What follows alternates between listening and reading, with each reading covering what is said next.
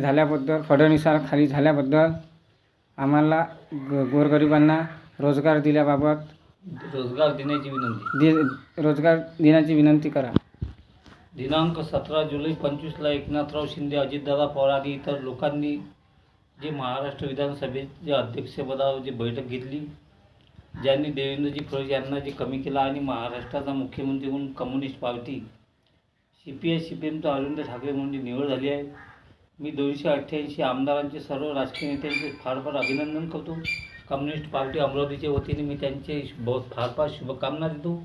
आणि महाराष्ट्रातील शिकलेल्या सर्व जिल्ह्यातील कोणताही समाज राहो, अशा धर्मनिरपेक्ष लोकांना सर्वांना शासनाचा रोजगार प्राप्त करून देण्याची संधी जी आमची आहे. आणि कम्युनिस्ट पार्टीच ही रोजगार जास्तीत जास्त लाखो लोकांना मिळवून देण्याचा जो प्रयत्न आहे तो आम्ही पूर्ण सफल करून टाकू. आजपर्यंत सर्व आमचे नागरिक जिल्ह्यातील बेरोजगार आमची तपश्चर्या करत आहे की आम्हाला रोजगार देईल तर अरविंद ठाकरेच. म्हणून आज महाराष्ट्राचे मुख्यमंत्री माझी निवड झाल्यास महाराष्ट्रात निश्चित आम्ही आरोग्य, रेल्वे, बांधकाम, महसूल, प्रकल्प सर्वच खात्यात शासनाचा रोजगार देण्याचा प्रयत्न करू. आता हे बेलोरा अमरावती विमानतळाची कम्युनिस्टाच्या वतीने झाले आहे, याची ताबडतोब माझी शपथविधीचं उद्घाटन ठरवू आणि बेरोजगाराचा भरणा करू. निश्चितच विमानतळासुद्धा सर्व खात्यात शासनाचा रोजगार करून फार मोठ्या संख्येने आम्ही बेरोजगाराचा प्रश्न निपटणार आहोत.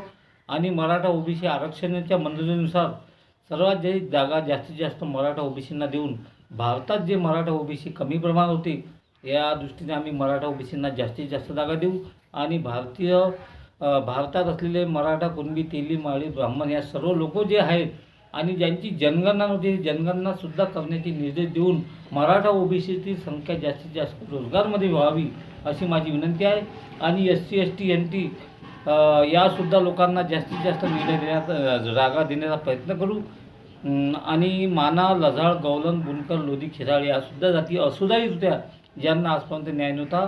आणि या जाती आमच्या CPI-CPMमध्ये आरक्षणामध्ये बसल्या. आणि पंतप्रधान नरेंद्र मोदी साहेबांनी यांना तात्काळ निर्णय देण्याचा प्रयत्न करावा, जेणेकरून या जाती आरक्षित होतील. त्यांना शासनाचा रोजगार, जातीचे दाखले, सर्व सोयी सुविधा प्राप्त करून या जाती येत्या 5 वर्षात पुढे आणण्याचा प्रयत्न करू. आणि निश्चितच महाराष्ट्रातील महिला खाली असलेल्या त्यांना शासनाचा रोजगार देऊ.